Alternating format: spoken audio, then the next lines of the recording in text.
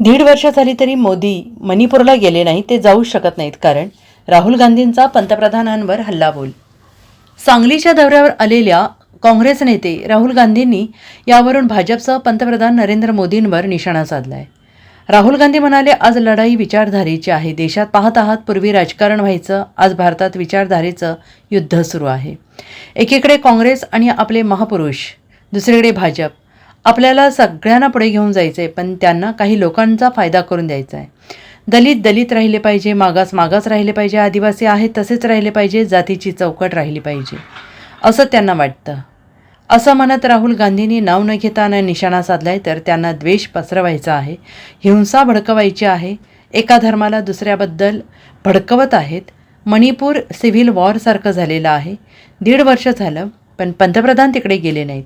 ते जाऊ शकत नाहीत, कारण भाजपच्या लोकांनी तिकडे आग लावली, असं म्हणत राहुल गांधींनी हल्लाबोल केला आहे. मगर आज तक 1.5 साल हो गया, आज तक हिंदुस्तान के प्रधानमंत्री मणिपुर नहीं गए, जा ही नहीं सकते, क्योंकि वहां पे बीजेपी के लोगों ने आग लगाई. तो ये लड़ाई चल रही है. भारत जोड़ो यात्रा में कन्याकुमारी से हम कश्मीर चले. लोग कहते हैं कि राहुल गांधी कन्याकुमारी से कश्मीर चला. नहीं, मैं अकेला नहीं चला था. लाखों लोग हमारे साथ कन्याकुमारी से कश्मीर चले थे. महाराष्ट्र में, केरल, तेलंगाना, उत्तर प्रदेश, मध्य प्रदेश, हर प्रदेश के लोग चले थे. और एक लक्ष्य था, जो एक लाइन में हमने कह दिया, नफरत के बाजार में मोहब्बत की दुकान खोलनी.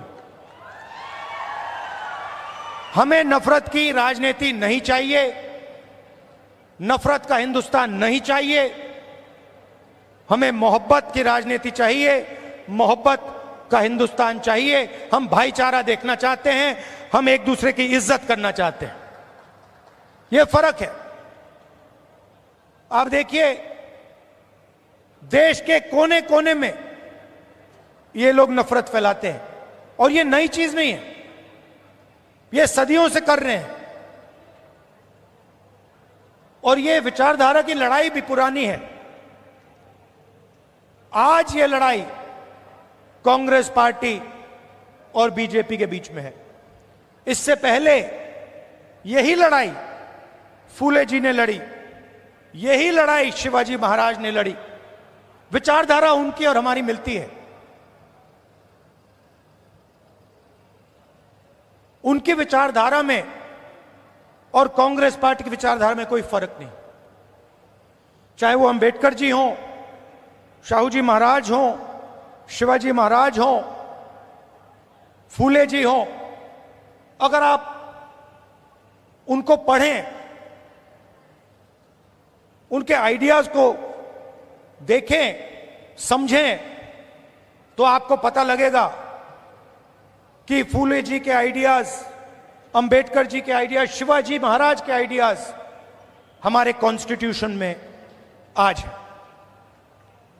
और चुनाव में हमने साफ कह दिया कि लड़ाई विचारधारा की है.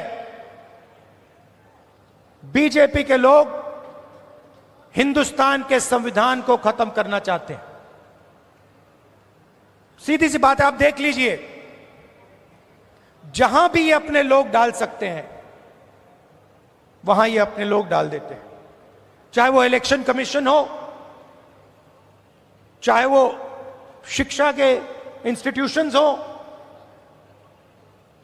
लीगल सिस्टम हो, ब्यूरोक्रेसी हो, ये मेरिट नहीं देखते हैं.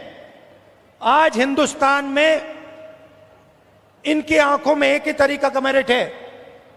अगर आप आरएसएस के हो तो मेरिट है, अगर आरएसएस के नहीं हो तो आपके लिए इन संस्थाओं में कोई जगह नहीं.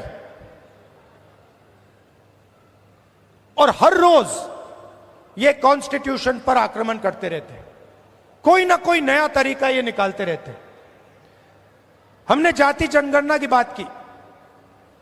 हमने कहा कि देखिए, देश में पता लगाना है कि किसकी कितनी आबादी है और किसका कितना हक बनता है। मैंने कुछ गलत बोला?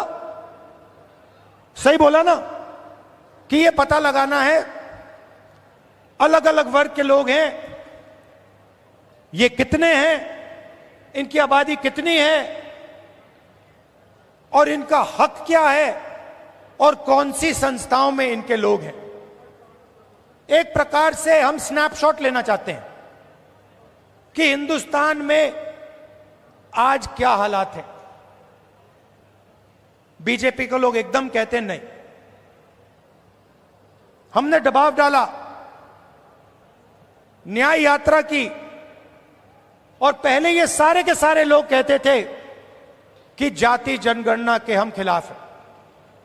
आरएसएस के लोग कहते थे, बीजेपी के लोग कहते थे, इनके नेताओं के बयान हर रोज आते थे कि जाति जनगणना नहीं होना चाहिए। हमने दबाव डाला। Bureau report, SBN Marathi, Sangli.